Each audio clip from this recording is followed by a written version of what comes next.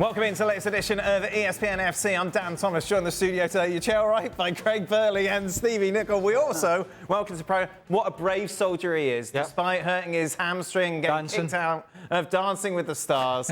Frank Leboeuf is with us. We'll kick things off with Trent Alexander-Arnold's imminent move to Real Madrid, something that's been building over the season. It looks like we are now pretty much on the brink of it becoming official that he'll make that move in the summer when his contract expires at Liverpool. Stevie, if I'm a Real Madrid fan, I haven't seen Liverpool play much. I haven't seen Trent Alexander-Arnold play much. What sort of player is he? It kind of reminds me a bit of a Galactico. It's all about going forward. It's all about attacking. Forget about defending. We're going to score loads of goals. We're going to make lots of chances. And to do that, we need a guy like Trent Alexander-Arnold because that's what he does best. He creates. He's a creative fullback. That's what you're getting. Does he make this team better? I mean, going forward, he is sublime with his passing. So, you know, you think about midfielders that can pass the ball, particularly Liverpool. In recent years, you're looking at Steven Gerrard. There have been many others before, particularly in Stevie's era with Graham Souness and all these guys that just control. His ability to pick those passes and just dissect the defence are incredible. And if he does that, you know, that's going to, you know, help take away a little bit of those defensive deficiencies when he gets there. And he's actually got the perfect manager as well in Ancelotti. At the moment.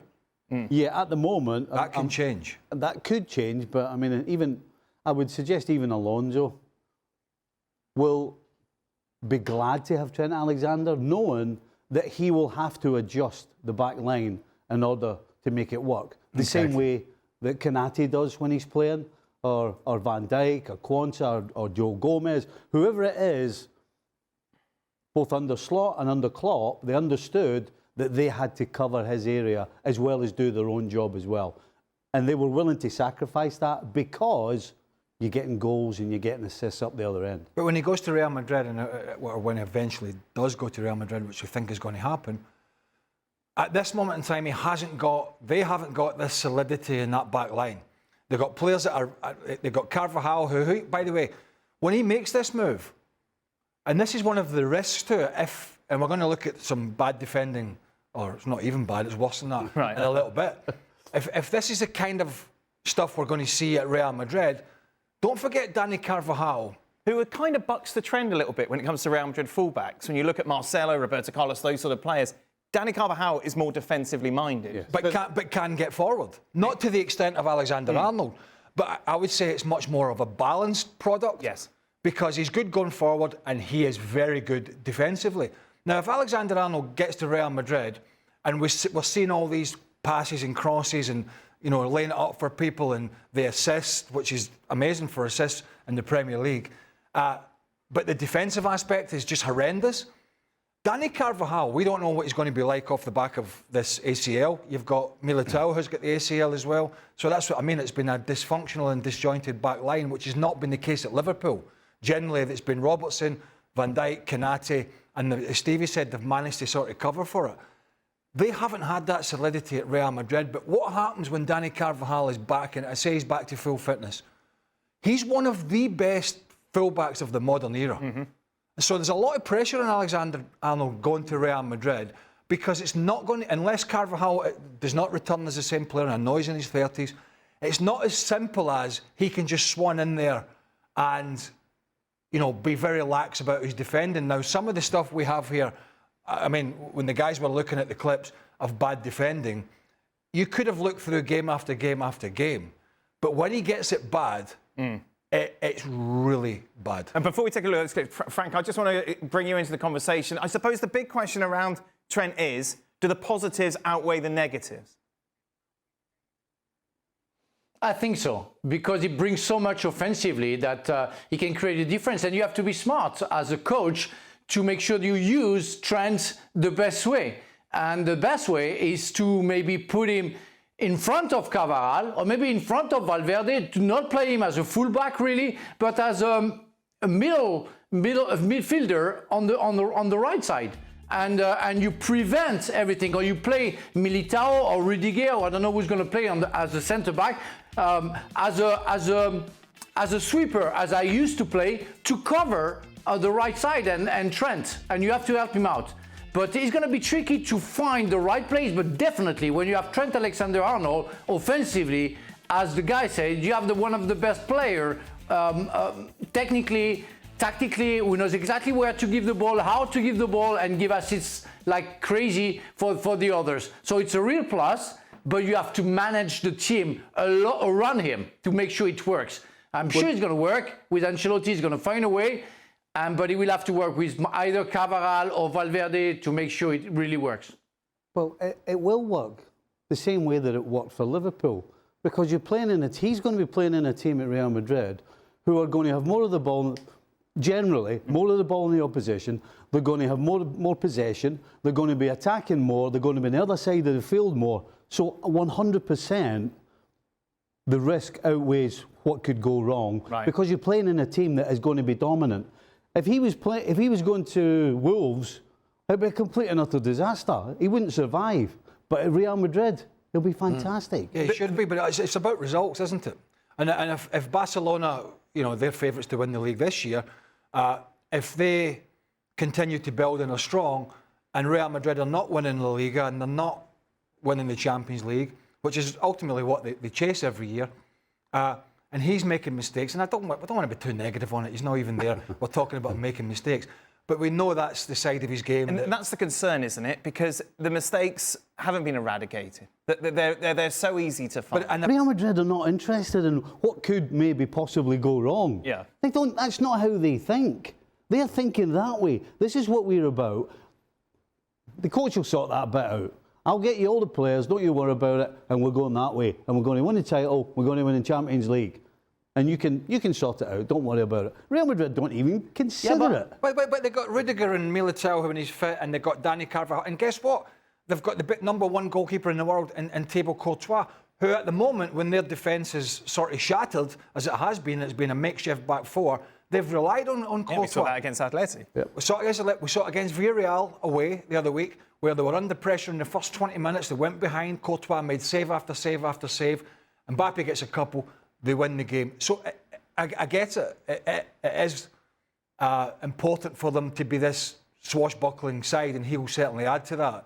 But there is no doubt when he gets there, certainly I think we will be watching the defensive aspect of his game. Because as I said, if Real Madrid are not on top of the game and they're getting some bad results and Dani Carvajal is fit again, then there is a decision to be made. And as Frank said, it might be moving Trent Alexander-Arnold further forward, but it might also be dropping him. Mm-hmm. And so there is a risk to him going there, but he has to, I think, obviously I've got no affiliation to Liverpool, but you can't deny the young man this opportunity to go and play for arguably the biggest club in the world.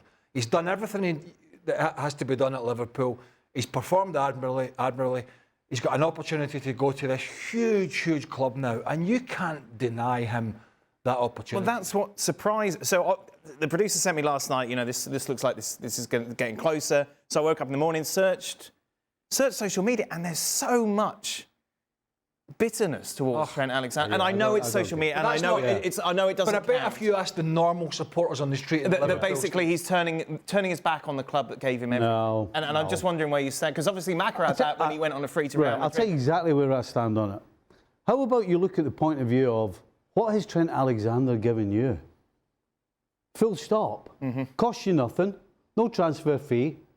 All he's done is given everything to the team. And the reason Liverpool won the Premier League after 30 years, and the reason they won the Champions League, absolutely a huge part is down to this guy.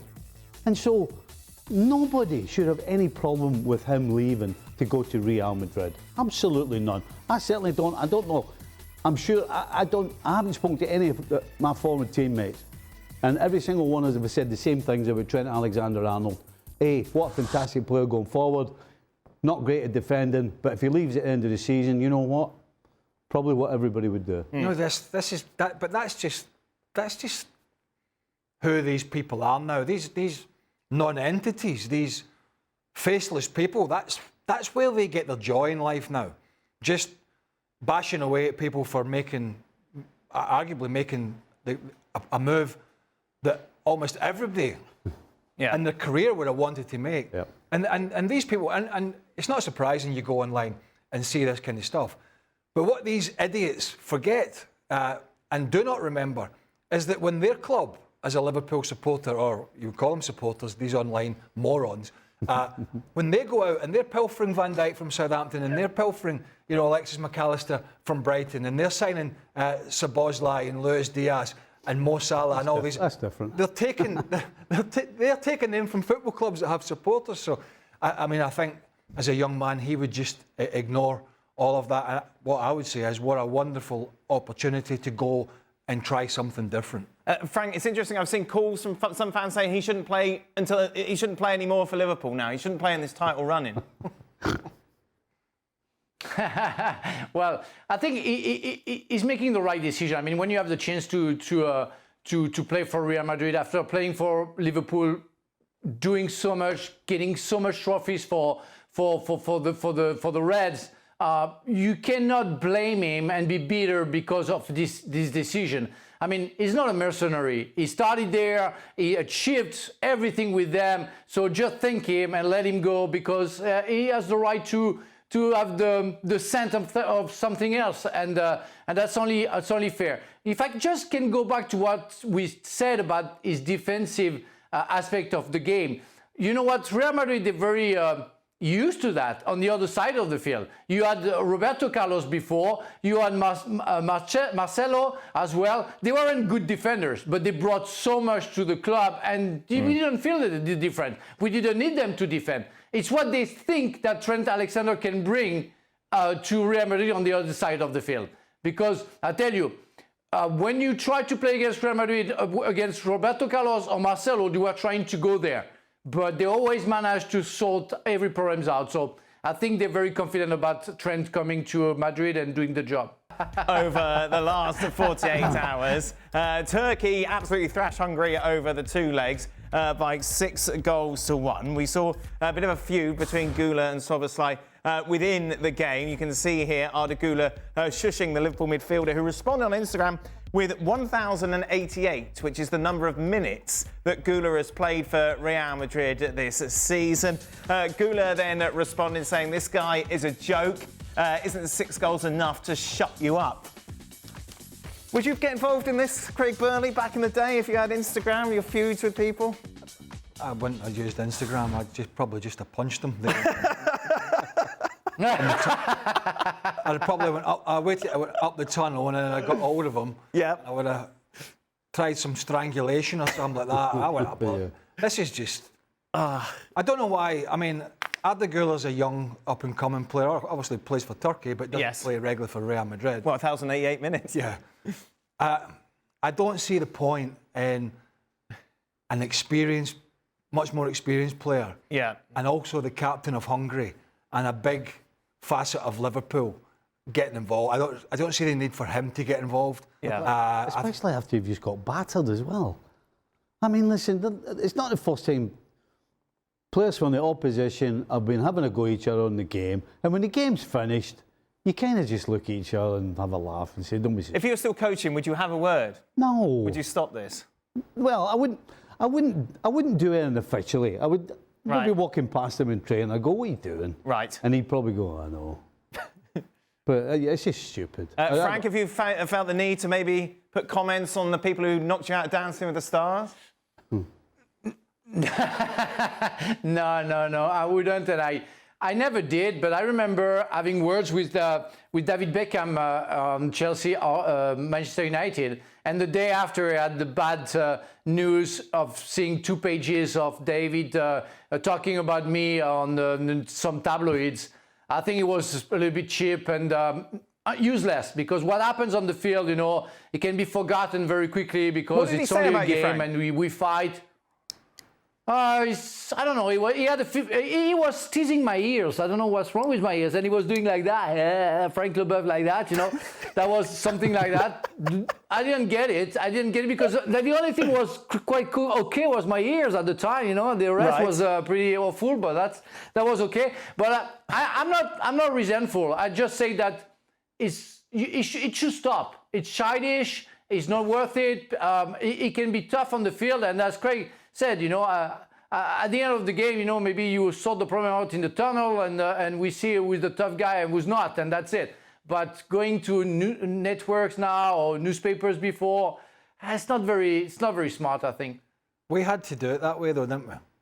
If you had an issue with somebody, because social media wasn't right. Face to face. So you would read it in the paper. Right. Oh, so and so said Burley or Nicol is that, and you'd look at it and you'd go, memory bank. When are we playing them next? So that did happen to you. You would have people. Well, you generally didn't have people in the paper, but I'm saying if it did happen, it would have been that way where somebody would have said something to a journalist about me or him or another player, and you're probably not going to pick the phone up. So you just look at the fixtures and you go, when are we playing them next?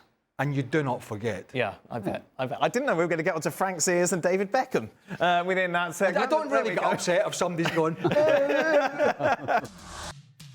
It's just been a shocking week for the US men's national team. Of course, losing against Panama, losing against Canada. Absolutely no positives to take from it. And when they've struggled in the past, Christian Pulisic is the man who stepped up really to save them. He was anonymous in both of these ties as well. Like, where does this stand in the importance Is he getting? of things? I don't know. Is he getting a bit above himself? Right. I don't know. He was dreadful in this game. Oh, everyone was dreadful, but it wasn't like he didn't have 70 minutes to prove. Well, I think in a difficult scenario, or certainly a difficult start for Pochettino, he doesn't need at the moment, his number one player, because he's the guy who's playing probably at the biggest club, and he's had the best 12 or 18 months out of most of them.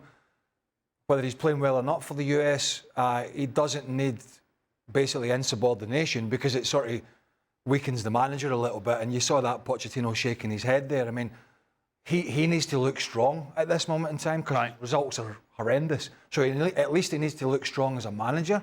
And when you basically have a player giving you a bit of a pie, saying, hey, I'll come off after the free kick, and you saw the manager shaking his head, it's really not a good look. It's definitely on the manager. I don't see Pulisic as the guy who's going to say, I'm not coming off, or I'm not being subbed. Well, he just did. He's got hold on, let me finish. The timing of the substitutions, they don't know that the game's going to start with a free kick in an area where they'll have been training all week. Pulisic will be on the set pieces. He'll be deciding where it's going. Is he going to shoot? Is he going to put it in an area? And so, in my opinion, I'd believe that Pulisic is suggesting that he waits till he takes the free kick. But that's not his the job problem to do is the problem is the manager then has to do what you were talking about and say either, okay, on you go, or no, get yourself off next to me. He does neither. Standing there shaking your head makes you look stupid. It makes him look as though he's not in charge. I do not believe that Pulisic was saying, no, I'm not coming off. I believe Pulisic was basically saying to the manager, I'm on the set pieces, let me take this, and then you can pull me off. That's what I think happened with the player. Yeah, but the manager was making a decision for the set piece. Now, if you'd have done that corner kick for the Revs, you wanted to make a change and the player had custard pied you, I'm telling you now, you would not have been happy. But again, the point is exactly what you said. The manager has to make a stance one way or the other. He either has to say, okay, and it makes it obvious, because he has to look as though he's in charge. Make it look obvious if you're okay with him taking the free kick, or else, no, you off. But if the coach thinks that it's the time for him to get out, he should be more stronger and say, you know what, get out, get out. I said you get out now, you get out now. I decide. If you let him go, let him go. But yeah, don't play the nice guy after, and see what's going on, If you decide for him to get out, it's for you the time for him to get out. So bye-bye. But I wouldn't be too harsh on Pulisic. I think Pulisic really wanted to do well on the free kick and get out after. And I think he didn't want to disobey to the coach. As I mentioned before, we've seen Pulisic step up when he's needed to in the past for the US when maybe things haven't been quite going their way. He didn't over these last two games. Maybe he's starting to think it is all about him. It is more about him. He's, you have these people talking about him, how great he is, and he's a good player. They have good players. They don't have great players. Anybody that thinks they have great players is living in cuckoo land. They do not. Hence some of the results, right? But come on, you know, he's having documentaries made about him and blah and all that sort of stuff, as if he's the second coming of, you know, the Messis and the Maradona. But he has been good this season. He's been good for Milan this season, hasn't he? It's not like he's not living up to expectations domestically. But he's good for Milan's side. He's been one of their best, if not the best. He has, player. but at the end of the day, Milan are not anywhere close to challenging for the Serie A title. So, I mean, he's been one of their better players, for sure. But at the end of the day, the US fans don't really care what he does for Milan to an extent. They're really caring about what he's doing for the national team. And I'm slightly, again, in a different viewpoint here with this. Maybe he thought he could have made a difference from the free kick and all that sort of nonsense. But the manager who is in charge thought differently. But he's taken it upon, it's a very small thing, but he's taken it upon himself to just ignore what Mauricio Pochettino wants to do. Listen, it's not his biggest problem. Pochettino needs to think what he's saying before he opens his gob. Before he opens his big. When he starts talking about World Cups and dominating world football in 5 to 10 years, when he can't even get a damn result against, you know, the Panamas and the Canadas of this world, with all respect, then I think he needs to have a rethink about how he's going about this job. So that's his bigger problem. I think Pulisic will be a good player for him. I just don't like when a manager looks as weak as that. But I do agree, it is on him. He has got to be stronger in those circumstances. Of course, his comments have been brought up, and rightly so. Go on, Frank. Yeah, I'm sorry, but don't forget that a great pundit said once, you know, that Canada was the best team in the world. So you have to consider that. Oh my goodness! Is he the same one who said Nottingham Forest? I say what, get relegated? You may argue, you may argue for this job, the US job. You could argue that the guy in the other dugout For Jesse Marsh, would have been a better fit for the US than Pochettino, who's having to come in and learn all the players and learn about the league and some of the players from Major Do you have a theory, Craig, as to why it's gone so wrong so far? Well, not very good. They're better. They're better than having no shots. I don't know because I haven't really watched them. It's a little bit like the Christian Pulisic thing. He's getting caned because he did nothing in the game, right? Which obviously you want him to be doing stuff. But is it the same as the team? Everybody's expecting this team to do this and do that. Is he not just falling into the same category of, oh, this is the guy that's going to, whenever we're in trouble, this is the guy that's going to carry us? But actually, but if you look as at the good a player as he can be, is he good enough to do that? This team should be getting a result. It should be playing better. What's Pochettino done outside of the excellent job at Tottenham in recent years that makes you think and has made them think he's going to come in and be the Messiah? Right. He had that great spell at Tottenham, and it was. And they played some lovely stuff. But it wasn't great at PSG, and it was a tough job. It was okay at Chelsea, nothing more, nothing less. And I honestly think the US would not be getting these results, whether you like him or not, and the way he goes about it.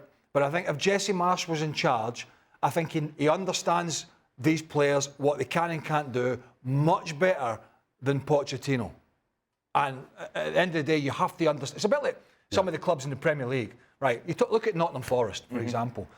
Nuno Espirito Santo knows what the players can and can't do. Yeah. There's no magical wand about it, right? He's not all of a sudden got these players playing fantastic. He just went, right, he's good at that, he's good at that. And I don't think Pochettino's got to grips with what the limitations are with some of these players. And if he doesn't, he's going to be struggling very, very quickly. Is it just a matter of time then, Stevie, for him to get to grips with it?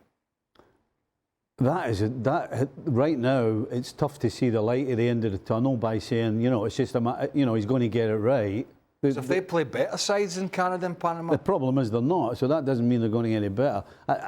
I think right now, his biggest problem is what Craig's pointed out. He doesn't know the players. He doesn't understand the mentality, and he doesn't know enough about them all in order to put them all together. You know, and that's one of the biggest problems you have as being an international manager. It's being able to put the pieces of the puzzle together when you're not actually seeing them all that often, and it takes a lot of time to figure out what everybody's makeup is and what makes him tick and how does he do. He does better on this. And I think what we're seeing with Pochettino as well, if you look at his teams he's picking, he's made a lot of changes since he's come in. So as bad as they've been, I think it's a little early to say that he's not going to get it done. The problem is, from what we've seen so far, it's tough to believe that it's going to change as much as it needs to. So maybe in time he understands the players a bit better, they get better results, but you have to go through this early pain. I don't know, maybe he's aye, maybe he's not. I don't know. That's the kind of olive branch you can give to him at the moment in time, that he doesn't know the players and people want instant and immediate results. Or it is, he's just going to continue to have his struggles. It's going to be one or the other. But what we do know is they're already sort of baying for some blood before this 2026 World Cup. Frank? Yeah, nothing much to add. The only thing is, I think when he signed up for the US team, I think they gave him a list of 40 maybe players to pick up his international squad, but he doesn't know the rest of them. He doesn't know. He doesn't have any ideas because he doesn't know the MLS. That's what I complained about when they picked him. You have to know their domestic championship. You have to know all the players, and he doesn't, because it's new for him. So he doesn't know if there is maybe somebody else that he could pick and could be better to the actual players that he has in hands right now. So it's a process going to take a long time for him to know the old players and to pick the right players. Will he have the time? I don't know. I doubt about it, because if he keeps on having bad results, the board's going to be very upset. Unlike the Messiah, Dan, eh? Who's the Messiah? Thomas Tuchel. Albania and Latvia at home. It's coming home once again. That was, of course, at the start of the scene. Craig had a nice tan, nice zoom in on Stevie, dramatic music as well. That's when he changed a lot of the players, lost against Osasuna. Of course, a different narrative going into this fixture, of course, because of everything that's going on with the international break leading up to this. Rafinha, of course, playing for Brazil tonight against Argentina. Araujo was on the bench for Uruguay's 0-0 draw, and some other players, of course, unavailable as well. We'll, of course, be bringing you this game live on Thursday, myself and Craig. We were trying to work out, I was talking to Mike, the producer, earlier. Oh, he must have enjoyed that. Well, he demanded that I call him. Wow. No, we were trying to say, so they're playing at 8 o'clock tonight. Yes. Yeah? So, unless they're flying straight off the back of it, midnight, he's going to be getting back, we figured out, sometime in the region of 4 or 5 a.m. on the day of the game. Right. The two players. Yeah. Roughly, give or take, because of the 12-hour flight and any time difference and all that. Is it feasible for somebody like Rafinha, who's had such a great season, to come in on a flight? Maybe you've had a kip. Maybe you've had a good sleep. Right. Maybe, unlike him and I, you've not had a few beers. Because, to break the flight up. Of course. Can they take a risk with a player who's walked off a flight in the middle of the night? Well, ideally, they don't have to. Ideally, you're 3-0 up at half-time, yeah? And then you don't even have to... They can't. You don't only have to address that question. They can't.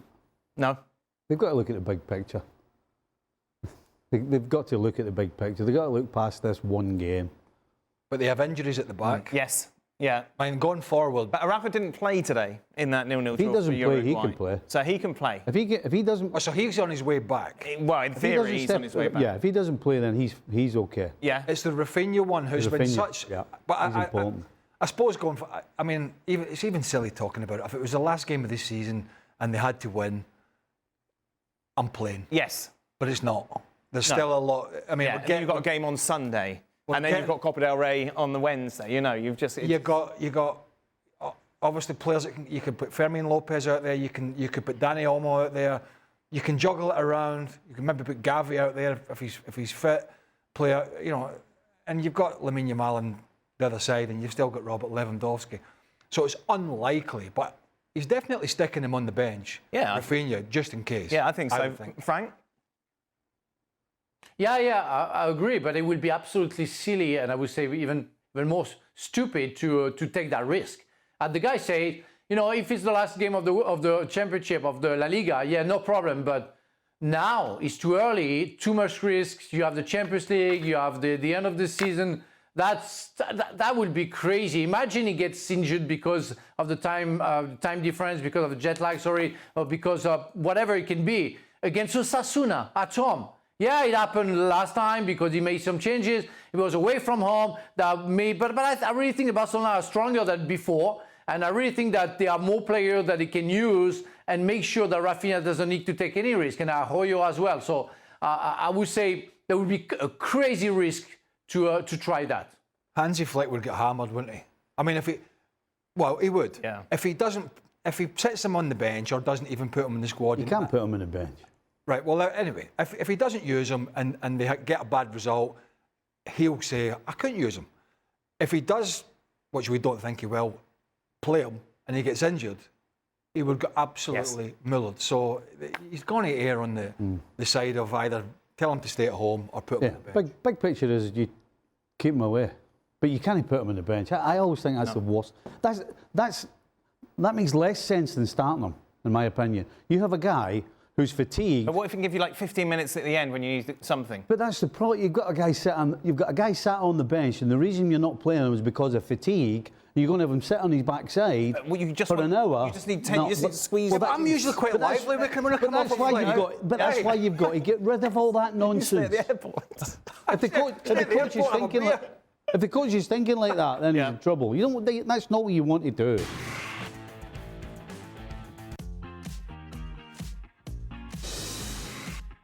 Welcome into the latest edition of ESPN FC Extra Time. Frank LeBoeuf is here, Craig Burley, Stevie Nicol as well.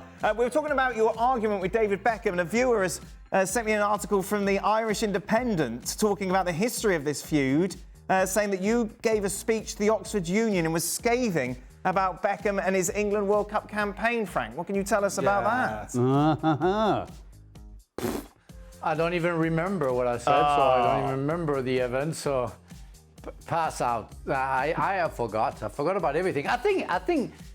I don't remember the article. I remember that picture when he was doing that. I don't remember what he said. I think he was thinking that I was a kid. It says I was here, complaining, Beckham made fun of LeBoeuf's ears, and the Frenchman waited for him in the tunnel after the match to tell him he was, get ready for this insult, a big baby.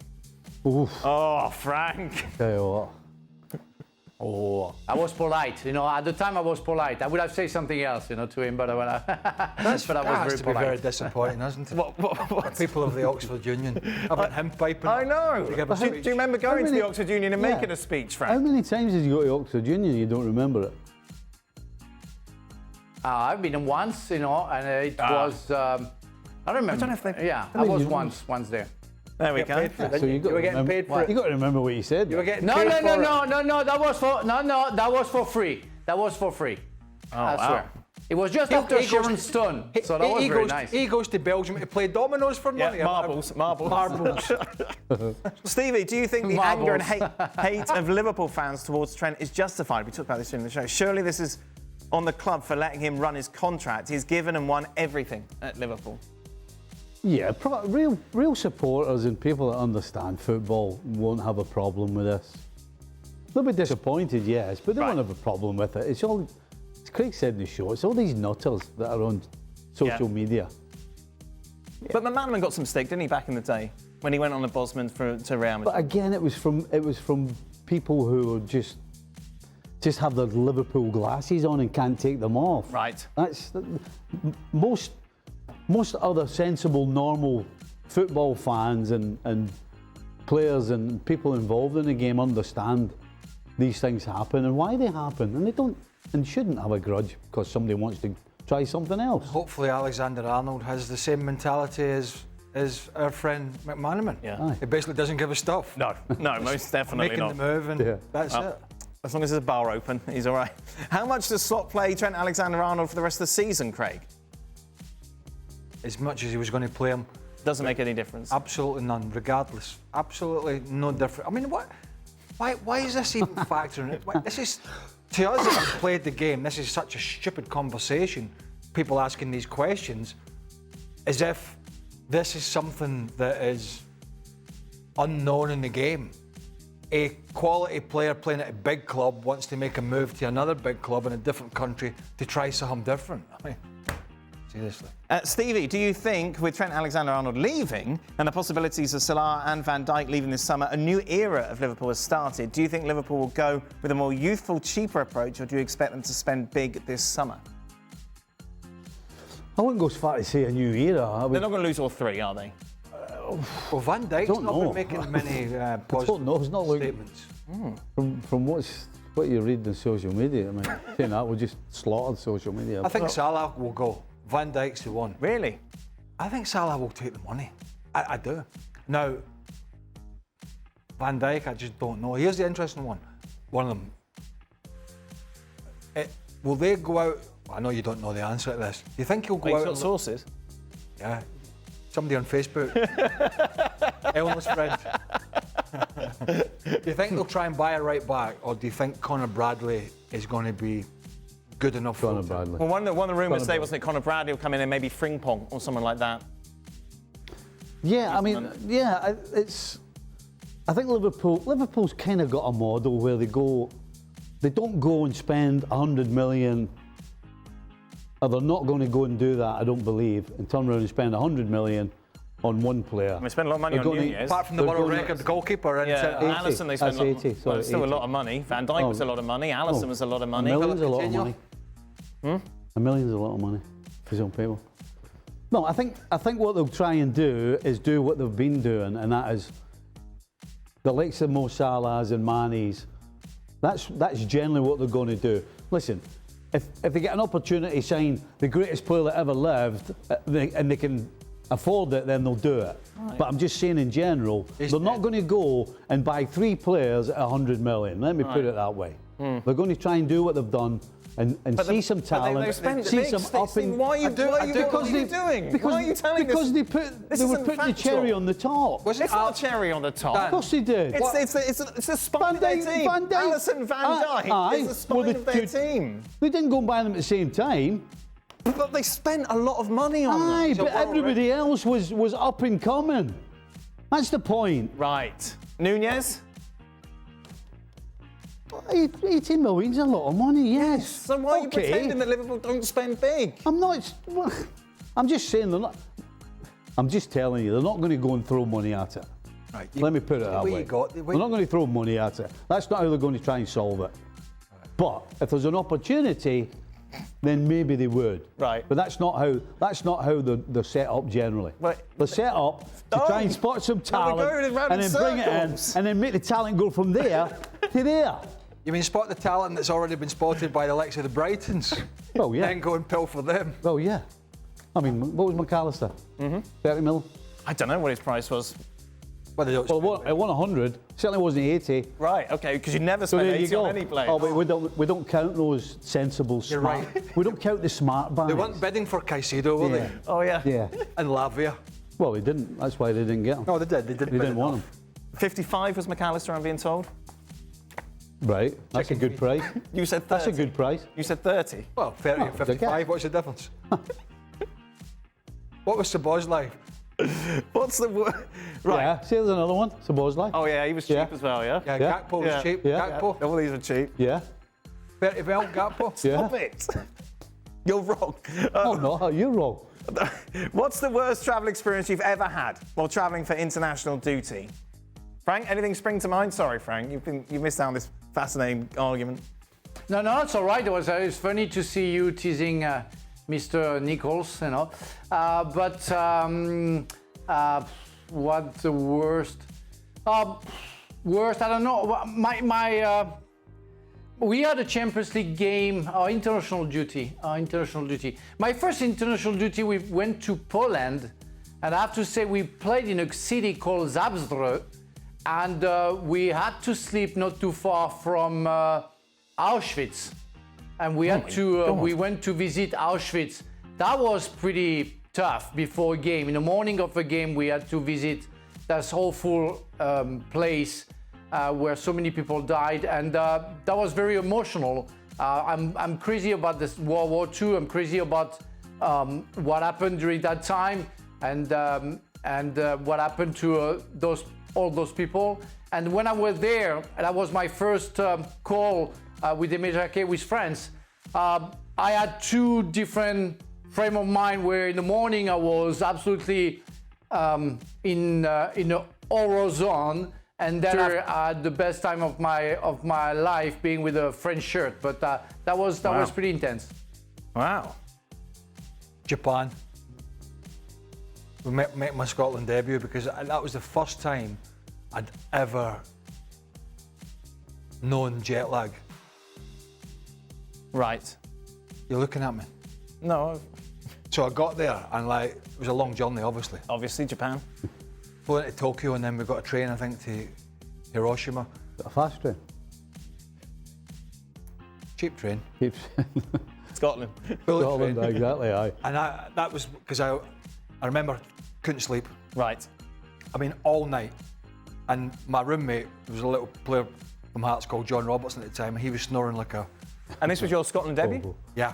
Oh. And I just remember sitting up all night thinking, this is, I'd never had that before. Right. You don't get it going from Scotland to London. No, I suppose But I was not. like, this is incredible. I just couldn't. It was just horrendous. Did it affect your performance? Not really. No, you still brought it. Nobody cared. It was the Kieran Cup. The Kieran Cup. The Kieran John Spencer got sent off. Right. His debut. we spent. Nice. We were down to 10 men. It was horrible. What about you, Stephen? Well, the one that comes to mind was leaving Glasgow, getting to Glasgow Airport about 9 o'clock in the morning. Right. I can't remember where we were flying to. We get on the plane, sit on the plane for a couple of hours, have to get off the plane, there's something wrong with the plane, sit in the airport for another couple of hours, get back on the plane. Something else was wrong with the plane, so that was another couple of hours on the plane, and eventually we took off, and wherever we were going, we landed. It was about 7 o'clock at night, and we'd been at the airport all day. Of all the travelling you've done, that's the best story. Hold on. Oh, I tell you what, I was jumping in this guy. Right, okay, so, Patience, then what Dan. happened? The most annoying thing, and just typical of the SFA happened. We get to the hotel.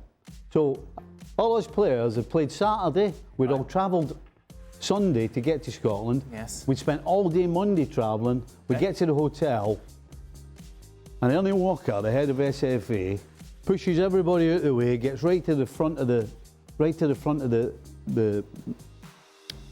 where they get the keys and all that. Reception. And starts complaining because all his cronies haven't got the keys yet and they've got a dinner. They're meeting people for dinner in half Stevie, an this hour. story is terrible. You want to travel for 2 days, and then the only thing they're worried about, forget the players, we've got a game the next day. Right. And all they're worried about is getting the keys and sorting out all their rooms first, All the travelling so you've they done, can go for their all dinner. the travelling you've done in your life, that's the best story. That's the one that annoys me the most. So we flew to Please don't say. No, we flew to the States before Euro 96. Actually, we were playing against the US in a friendly in was it in New Britain or somewhere near there? Right. We stayed in Hartford, ironically, just around the corner from here. And we flew over and I had a toothache the night before, but it turned out it was an abscess. Oh. And I got on the flight, it was too late to do anything. I couldn't go to the dentist in the UK, it was too late. Got on the flight and the pressure, I'll never forget it. That whole journey was just horrendous. I was pumping the doc for Doc Hillis, Professor Hillis, for pills and painkillers, and then we got here and I had to go and have it removed in Hartford. You didn't have any teeth left. Huh? You didn't have any teeth left. It was my last one. Honestly, I've never known pain like it. Wow. You know when you ever had a tooth taken out with an abscess? No. Oh my God. Oh. It was either that or he never gave me any God. anaesthetic. But then what did the head of the Scottish FA do? Yeah. Well, what happened was Sorry, I spent 10 hours in an airport and on a plane. they were going for the dinner and they said, Yeah, sorry about that. you'll have to wait a week to go to the dentist. How dare I? I should have been thankful, shouldn't I? I should have been thankful that I spent 10 hours in an airplane and in an airport. You're All right. right. Yeah, I do apologise. Stevie, which What about state? you saying that's a Profusely. terrible story? Stevie, which stadium did you experience the most hostile environment? And did it affect your performance? No. Which stadium? No. Which stadium though? There must have been No. one. No, it's great. You like it? It's magic. But which was the most kind of hostile? Like, did you play Turkey Well, in Turkey before? Listen, in Rome, Rome? the European Cup final in Rome, Right. when the majority of the people there were from Italy, they were Romans. Yes. And the noise and the atmosphere and the flares and the flags and everything. Fantastic. So that's what you want. Aye. You like it? Brilliant. Yeah. Aye. Magic. Wish you could get that every time you stepped on the field. It'd be brilliant. What about you, Frank? Champions League game against Galatasaray with Chelsea, and I was the captain that night. Dennis Wise was off, red carded, I think, the game before, and that was insane because we were insulted everywhere. The night before, they went to the airport. They tried to, scare us. We couldn't sleep all night long because of the fireworks and everything. And when we arrived for the warm-up, the army guy, the captain of the army guy said, "You know what? Are you ready? Do you have all your players?" I don't know. So yeah, you have to count. You have to make sure. And I started to count, see if everybody was there, and everybody was there. So okay, you can go. They put the shield down, and they say go, go, go, go, go. So we had to run with the tunnel was out behind the goal, and we had to run, and we received like, I don't know, what how do you call that, like metal stuff, on the shield. We were hearing, that was absolutely crazy, but we loved the atmosphere. We won 5-0. André Flo had a beautiful game. That was insane. And it was only the 2,000 Chelsea fans at the end of the game. Everybody disappeared. All the Turkish fans, they disappeared. That was insane, really insane. Brilliant. Yeah, they all hate you now. Brilliant. They all hate you All now. the Chelsea fans hate Frank. Well, I can't beat that. That's incredible, isn't it? But I would say, you think about Scotland, England and stuff like that, but I would say going to Ibrox as a Celtic player, I bet, is you're not very welcome. Did you enjoy it? Like, did you relish it? It didn't really bother me. Right. It's a bigger problem when your own fans are shouting at you. Sure. Because if your own fans are shouting at you, they're not happy. Yeah. Opposing fans are always disliking you, what I Right. mean? Anyway, so that's just the motivation. Final question, Frank, and it's a big one. How is your hamstring? In case you missed the news, kicked out of Dancing with the Stars, blamed his hamstring for his failure.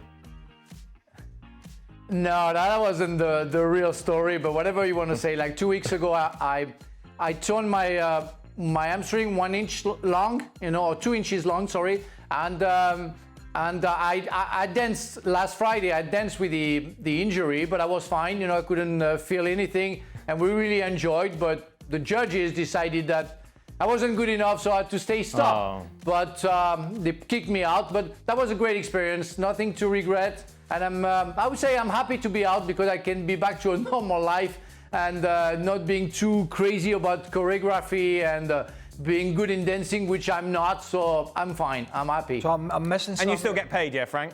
Yeah, of course he does. I've been paid like the whole amount before that. Yeah, don't worry about me. I always secure everything. Don't worry. I want to make sure. I look forward to dinner. Hey, he'll be going to Luxembourg again soon. Playing marbles. With a big bag. So I'm confused. Is he out because of the hamstring or is he out because of his guff dancing? Well, he's out. Well, I think the two. Frank, which one is Combo. it? It's a combo. Combo. Or was it the No, hamstring? because I wasn't. No, not because of the hamstring. Because I wasn't good enough, and maybe they thought that the others were better. So you have to accept look at that for decisions humility. of the What judges. humility from Frank. No excuses. That's incredible. No excuses. Is this Frank's brother?